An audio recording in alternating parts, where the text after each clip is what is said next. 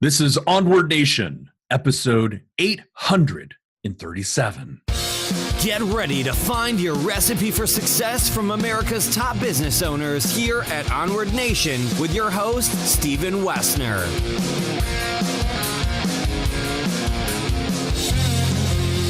Good morning. I'm Stephen Wessner, CEO of Predictive ROI and your host for Onward Nation, where I get to interview today's top business owners so we can learn their recipe for success, how they built and scaled their business. In fact, my team at Predictive ROI recently rebuilt our free resources section on predictiveroi.com, so you can now download free and very practical and tactical guides for search engine optimization, how to use LinkedIn to generate leads. And there's other success strategies that we've been able to compile from the insights shared by our guests. So just go to predictiveroi.com/resources to get yours, and we will send it right to your inbox. Now let's welcome today's very special guest, John Fairclough. John is the president and founder of the Recession Group, which helps retailers optimize the way they improve and maintain their store environment.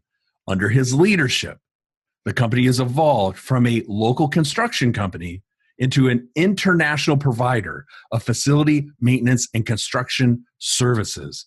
Now, John enjoys sharing his story to inspire others. Welcome to Onward Nation, John.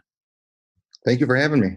Well, thank you very much for saying yes. I appreciate you taking the time out of your compressed schedule. And in Onward Nation, one of the reasons why I am so excited for this conversation are for some of the things that John and I just kind of sliced and diced during our pre-interview chat. The scaling story, how they did it, why they did it, the milestones, the timeline. It's exceptional, Onward Nation. So I don't want to give it away, but I'm just letting you know this is going to be a great story about how to build and scale your business with the purpose of being helpful to your clients.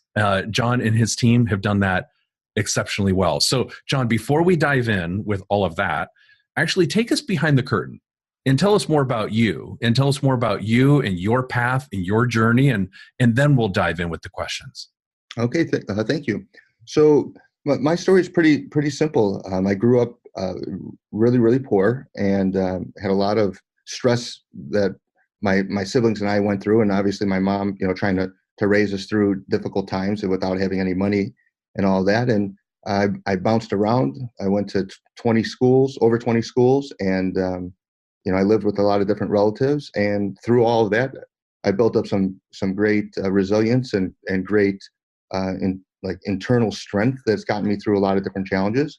And so when I got into business and had to face the challenges that come my way every day, whether it's people mistreating me, trying to steal from me, lying to me, all of those things, growing up in a really tough environment prepared me for that. And so a lot of companies crash and burn because the leaders crash and burn. And I was able to avoid that with the strengths that came out of the difficult times. Okay. So first off, I find that really interesting, and here's why. And maybe interesting is not the right word. Compelling, super relevant for our audience, because instead of the it'd be really easy to slip into like a self-pity or a victim mentality, and you clearly didn't do that. And what you did is looked at those hard-learned lessons early on, and that has now created a foundation of resilience that when difficult things come your way, because it's not rainbows running or unicorns running through meadows and rainbows and sugar plums and all of that. There are some tough times. And it sounds like, if I'm understanding you correctly, that resilience, that inner strength, as you described it, is what has helped you get through those tough times. And maybe even having the thought process of, okay, I went through this. The situation I'm dealing with now is worse than that. If not, okay, then let's move on. Am I tracking with you? Oh yeah, for sure. Okay, so take us behind the curtain here into the business. And what I mean by that is give us a sense of where the business is today and then we'll go backwards 20 years and to help illustrate the milestones and how you built and scaled the company with your team for Onward Nation, because it's an interesting story and how you've done it. So, but just give us a kind of an executive summary view of Resicom today. So Resicom, everything that I do, I think about in terms of the revenue, right? Because we're a company that's customizing itself for certain customers, just like we do in a relationship. If we have a spouse and we want to make sure that we're the best spouse we can for that person, we're customizing it around the needs or wants or fears and everything of that other party. And so for us, that's the way that we look at the business. And so national retailers and restaurant chains have certain kinds of needs, and so we built our services to specifically serve them. So we don't paint bridges, we don't remodel hospitals. Even though we understand how to do that work, we don't pursue that. Mm-hmm. Our focus is on multi-location businesses that are trying to have something look and be similar across the country or across the U.S. and Canada. Those are the areas that we cover. And so with that, they have certain needs, and there's 3 service types that they need. They need remodeling or general construction. They need repair and maintenance of their locations once they're built. And then they go out and they do research and they find better ways of connecting with their customers. And so they build special projects out to do so. And we handle all 3 of those divisions. And we do that throughout the U.S. and Canada today. If we went back 20 years ago, we had the gumption, to kind of get out there and do the work and try to satisfy the heck out of our clients, who they were. But we really didn't have an opportunity to use our ability to turn something into a repeatable process. Mm-hmm. So we're really good at solving things day one. We're really good at solving things today. But what we figured out early on was that we needed to work for companies that really valued a solution. And so when we would solve it in one location and we could apply it to 50 or 100 or 1,000, that's really what our niche was. And once we saw it, we seized it. Okay, I'm struck by sort of the brilliance of the model, if you will, because so let me give a piece of that back to you again, just to make sure that I'm tracking with you.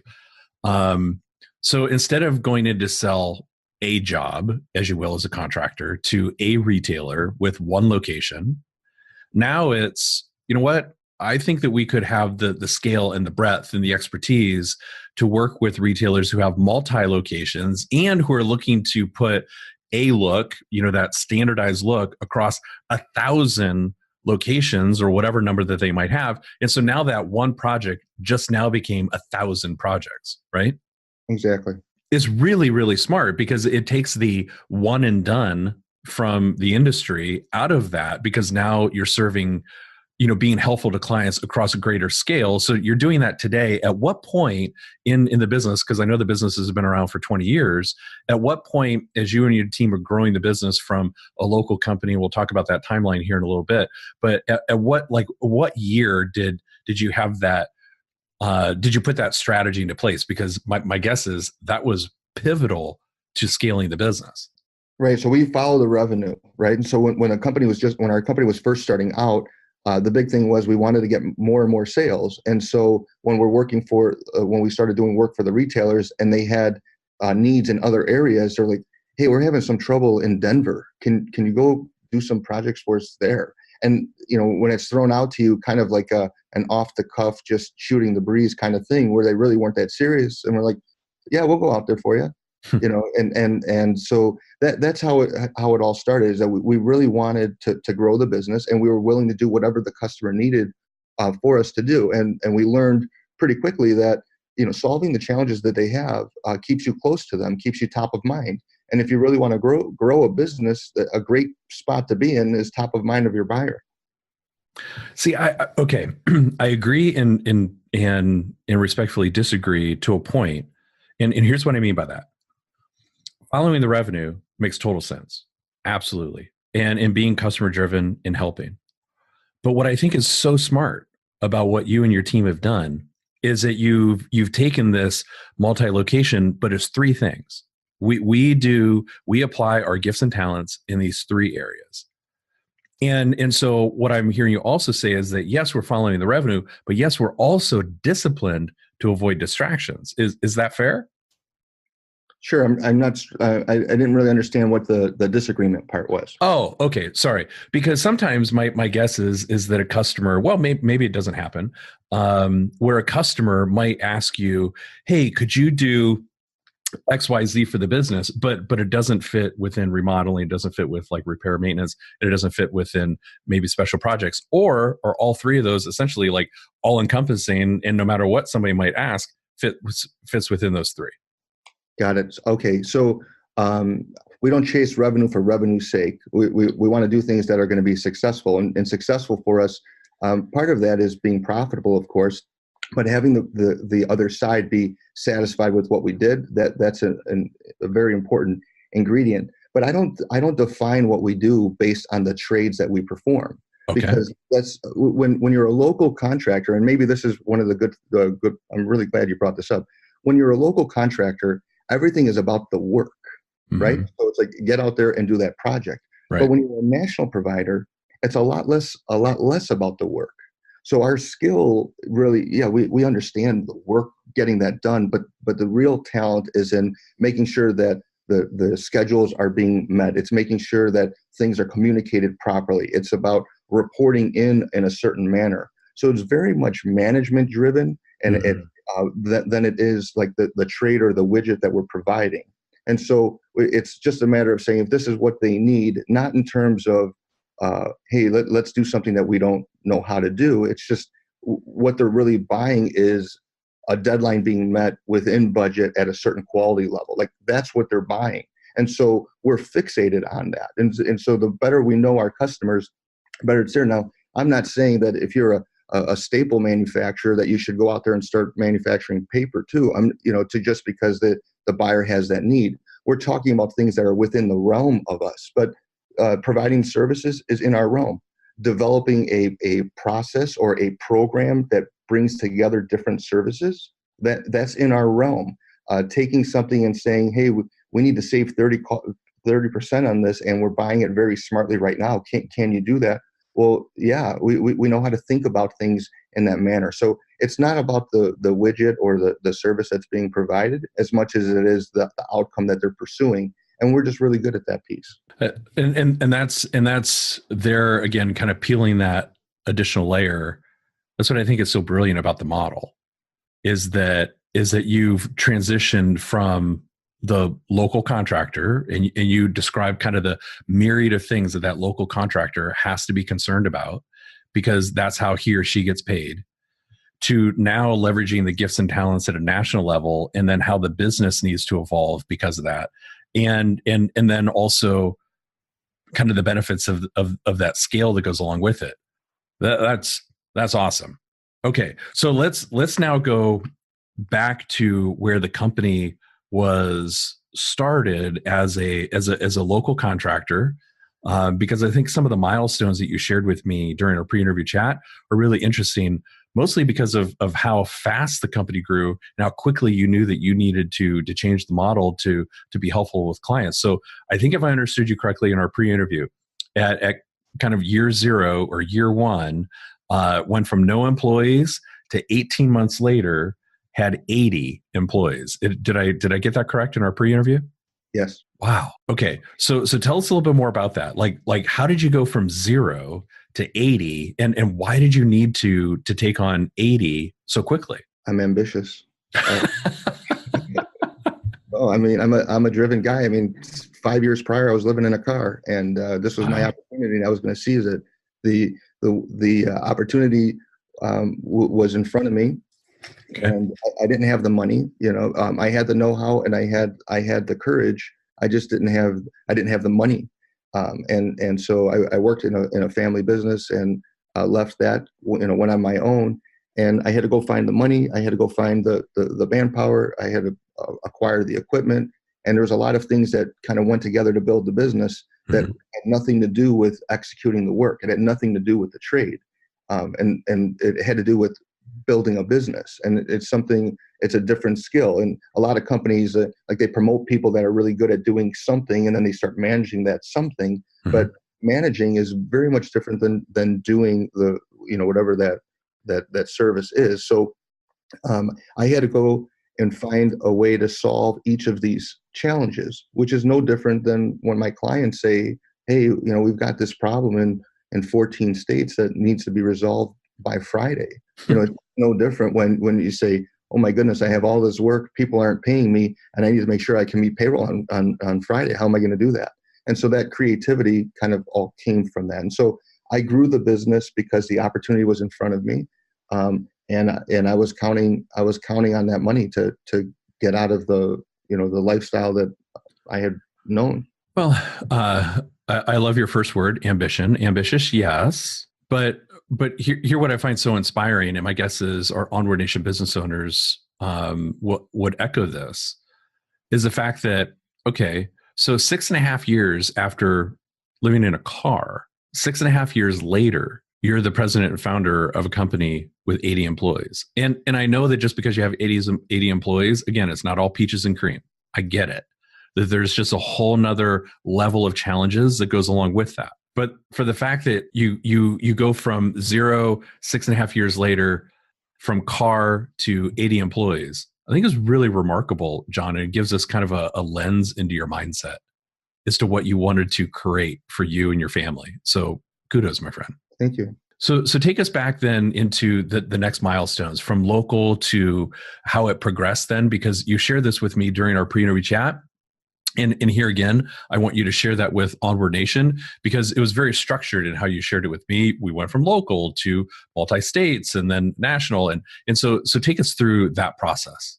Well, so there was a hiccup. So now I got to 80 employees, and I had this one fella that I did a project for that was $430,000, and he took 2 years to pay me. Meanwhile, the guy's going on a trip to the St. Thomas in the Virgin Islands, and not paying me. And I had to deal with some internal battles of how I wanted to handle that situation. Okay. But so there was these things that were happening to me, and these situations that I had to say, okay, well, how am I going to interpret this? How do I look at a guy who owes me this money, who's vacationing, enjoying his life? Meanwhile, I don't have anything to eat because, he's not paying me. And my bank, I went to them and I secured a line of credit from them based on my accounts receivable and things. And then they, this receivable for the $430,000 disqualified, from my line, and they didn't want to give me money. And, how do I resolve that and kind of go through things? And so what I had learned, and this is a very important lesson, okay, is that the right size for a business is whatever it can effectively manage. Okay. The right size for a company is whatever it can effectively manage. And so I had gotten out ahead of my skis. We were larger than we should have been. My management team wasn't prepared for it. My ability and my courage had gotten us to a point, and I recognized that I didn't have all of the team that I needed around me. And I had a couple of my family members that are super committed, super smart, really good at what they do. And this was just too big for us. And so we shrunk it down and simplified it a bit, and just started pursuing the companies that would pay us on time and pay us where we enjoyed the work, where the work, there was something to come after it. And it wasn't this dirty kind of work. Meaning, in dirty work to me is, it's one time, you spend all of this effort, who knows if the relationship's going to be there afterwards. And so when we hit those 80 employees, we actually almost went out of business because of this guy not paying the bill. Wow. Yeah. Because you're talking about not paying $430,000 to a business that's 18 months old, where the founder had just gotten out of living in a car. How does that happen? And so let's not lose this point on the 430. How long did it take for that receivable to be paid? Like, how long did you have to float that? Because you're essentially the guy's bank in that situation. Exactly. Almost 3 years. Oh my gosh. Right. Exactly. That's insane. Oh yeah. It's, and that's where I learned about, so I had purchased a building to operate my business out of, and I had remodeled it and fixed it, and I was paying down the principal on it regularly, making double payments, triple payments. Okay. And I went out and I refinanced that building a couple of years into this situation. And that's how I was able to satisfy my line of credit that the bank had called. Jeez. So, I mean, like there was, all of these things weaving together. Like, what are the levers? What I became very, very skilled at, like an expert at, is developing the levers that I could pull on that can get me out of a jam, right? So building assets outside of the business so that if the business ever struggles, that's a lever I could pull on. Building up, building up equity in different areas, building up relationships in different areas with people that I can count on. So there's all of this stuff that's not related to the trade that we perform, but around the preparedness of the business and the thinking of the business. And that thoughtfulness is crucial, in my opinion. Okay, so that is several huge lessons there, and I love how you said the right size of the company is whatever it can effectively manage. So I want to come back to that in just a minute. But before we do that, let's go a little bit deeper into the assets outside the business, levers that you could pull. Because if I'm tracking with you here on this point as well, it sounds like you had invested in commercial real estate outside of Resicom, right? Like Resicom didn't own that property, right? That was a separate LLC, probably. Correct. Okay. And then when Resicom had this issue, this huge receivable, you were able then to refinance, be able to take some of the equity out of that business to pull that into Resicom. So essentially loan that back into Resicom, this other LLC, loan it back into Resicom, and then provide some temporary cash because of this receivable issue, because of the situation with the bank. Am I tracking with you? Yes, you are. Really, really smart, Onward Nation, about how this is a great example of taking profits when there are profits, taking profits hopefully out of your business, getting them out of the business into other assets so that they can be, hopefully never need to be the lever. But if you were in that situation, as John so smartly did, super smart and a lot less expensive than putting that into an IRA or something and then having to pull out of that because of the tax implications and so forth. Right, John? Right. I mean, that was basically, it's the creation of the lever. Like how are you, see, for me, I didn't have anybody I could lean on. I didn't have parents I could go to get me out of a jam. I didn't have those different levers. Like, so it was all or nothing. And when you have all or nothing like that, people tend to make a lot of bad decisions. Yeah. Like I said, when people are crashing and burning, their businesses crash and burn. I did not want to crash and burn. And people that know me, I mean, the more chaotic the situation is, the more calm I become. I just become more and more focused on it because I understand what's on the line. And when like, I'm not a good time. I'm a really good wartime president. I'm not good when things are running really smoothly because I'm built for the danger zone. I'm built for the problems, not this, the smooth seas. So that, it's just about recognizing where the strengths are and then putting myself in a position to make a difference on something that's broken or something that's a huge opportunity, and kind of letting the normal things that are flowing properly to, just where I peek in on them, but I don't spend a whole lot of time on those. Well, in here again, what I think is fascinating and a great lesson here is, okay, so the $430,000 receivable, you ended up having to go through a 3-year process. The bank says, you know what, they're going to call that. We're not going to extend you any more credit, and whatever difficult situation. You then, because you had built the assets outside your business so you could pull on these levers, you then were able to step in and say, okay, fine, I'm going to be my own bank. In what an incredible position of strength, because you had the forethought to create the assets outside the business. Really smart. And that's a great lesson that you shared with Onward Nation business owners, because no matter what industry you're in, Onward Nation, we should all be doing that, because that puts you in such a position of strength as opposed to having to take on debt. And that's not a good bargaining chip. So let's go back to the piece about, managing effectively. So when you realized the business was growing and then being able to effectively manage, you mentioned scaling back and then getting away from like the dirty work, and you gave us a good description around that. So, but was that also an illustration of, okay, if we're going to go from here to where my ambition wants us to go, I need to either bring in different people who have skill sets of going from A to B. Like, how did you either adjust the team, educate the team, nurture the team to go from A to B? My challenge has always been in being patient with with someone else's development, right? Mm. Because we're people, and we're people first, and we want to succeed. And then a lot of times we demonize someone because they didn't do something right, or something like that. And we have to see the good in them. And one of the mistakes that I had made was that I process quickly, so I understand things very quickly, and then I act on them, and I don't wait to gather more people around me for Mm. it.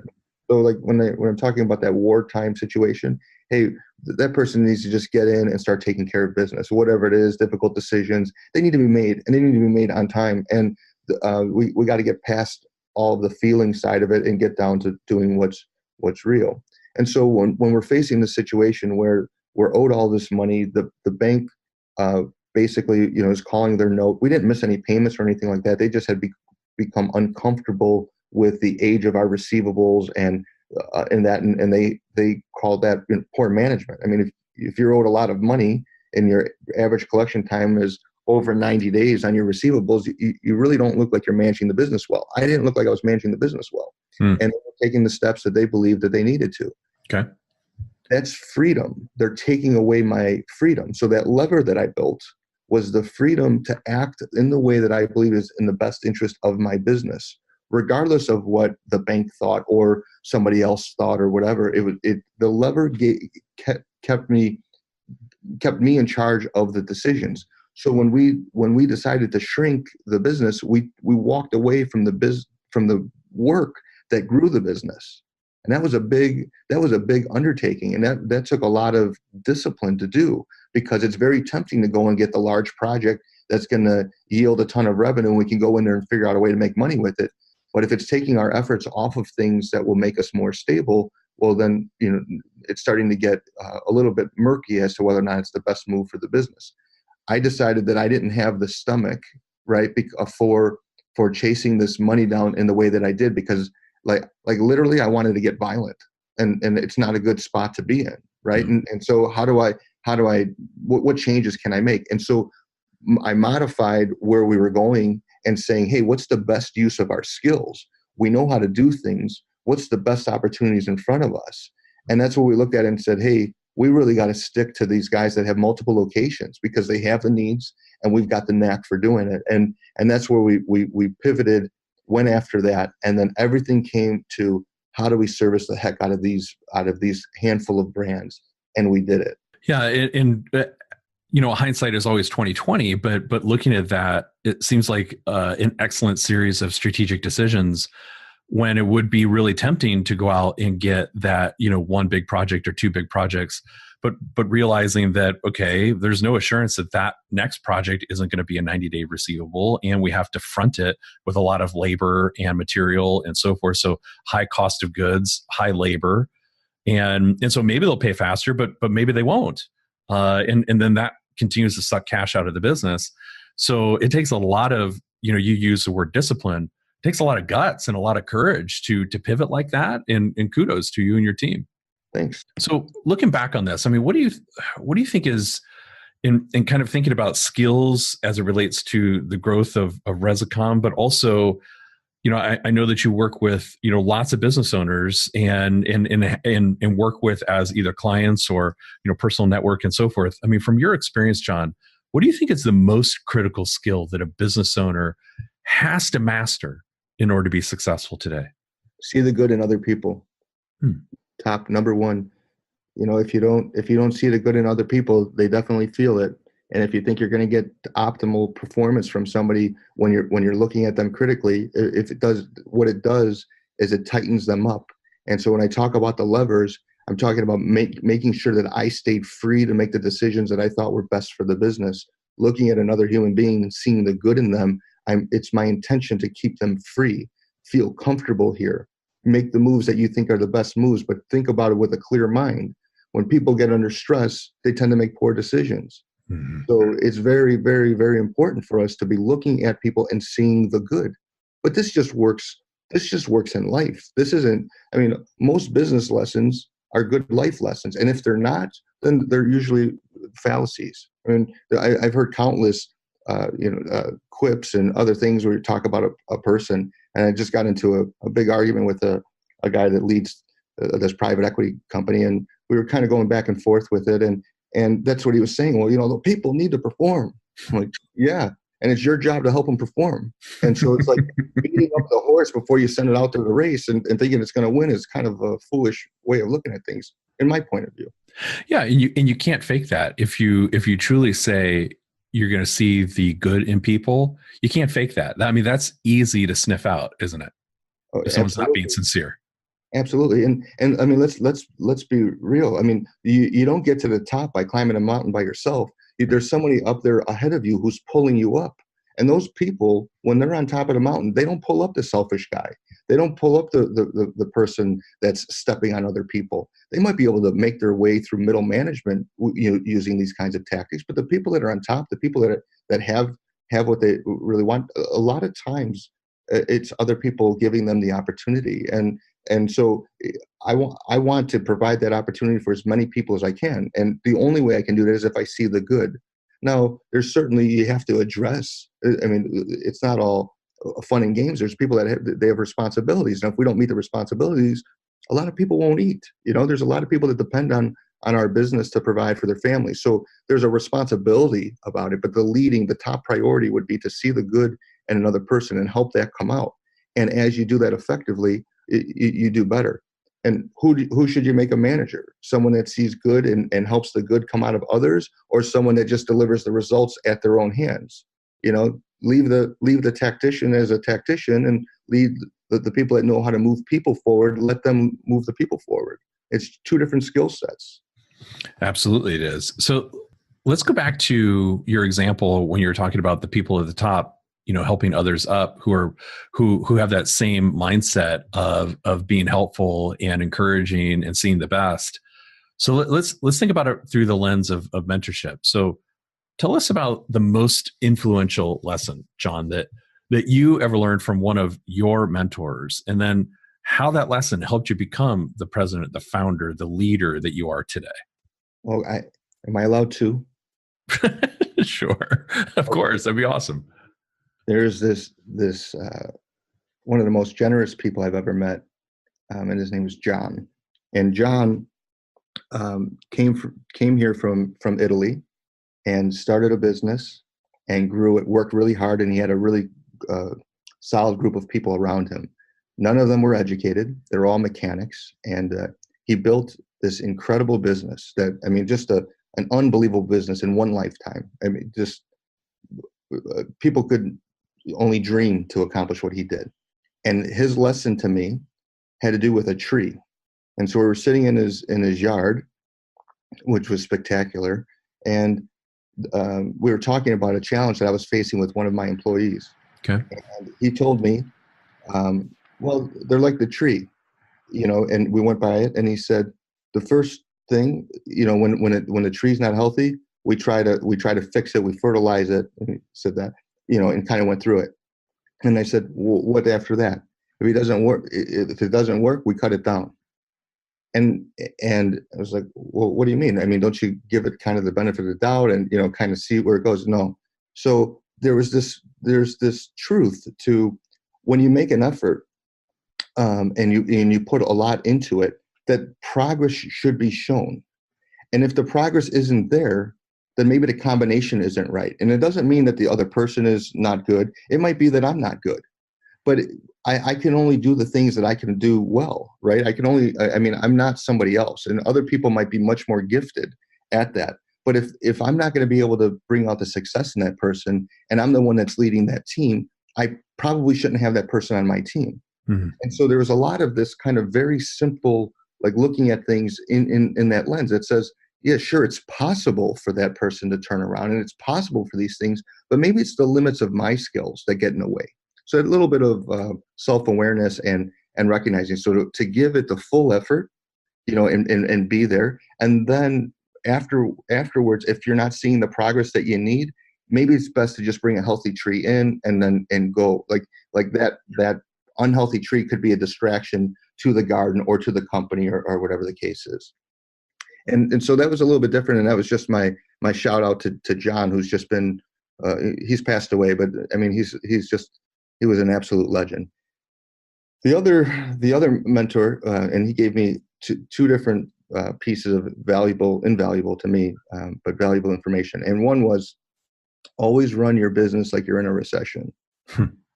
And so, well, what about it? And if you look at it, that doesn't mean not to invest. It just means be wise be thoughtful about where you invest. It doesn't mean to go on a skeleton crew. It means have the right size crew for the company. And if you start looking at things, and so there is this guy, he's worth, over $100 million, and we're driving in his car, and we get to the train, and we caught a train, and we're in his honest to goodness Honda CRV, I think, and he shuts off the car to not waste the gas. Right? He's driving the Honda at $100 million in the bank, and he's turning it off to not waste the gas. And it's just like it's a lifestyle thing. He wasn't cheap by any means, but his mantra really was, don't be wasteful. Right. Whatever you've been blessed with, don't be wasteful of it. And so running the business as if it's in a recession, and then making sure that you give something a full effort, and you do everything you can to make it go, and then if it doesn't, you move on from it. Those were two really big lessons. And then the last one was run your business as if you don't own it.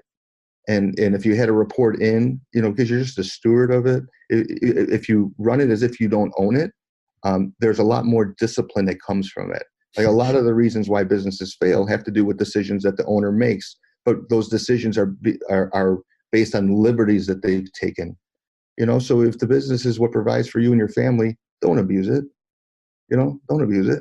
If there's a lot of people that count on it, like the idea of you just taking from it and doing whatever you want to support a lifestyle that maybe isn't very fruitful for you as a person, and it doesn't leave anything stored up for the future, probably not very smart. And so that mindset of manage your business as if you don't own it, and then run it as if you're in a recession, and give everything a full effort. But then if it doesn't work, be prepared to move on. I think those three lessons are really, really valuable. They are exceptionally valuable. And thank you for taking the time to share them. That was awesome. Great conversation from beginning to end. And I think what I loved about it the most is, one, how generous you were in sharing your insights, path, just in full transparency. Awesome. But being able to craft that, being able to serve that up in such a way that it was super, super helpful to Onward Nation business owners. And for that, I am very grateful, John. Just great conversation. Before we close out and say goodbye, please tell us the best way to connect with you. Best way to reach me is john@johnfairclough.com. And look forward to hearing whoever wants to continue the conversation.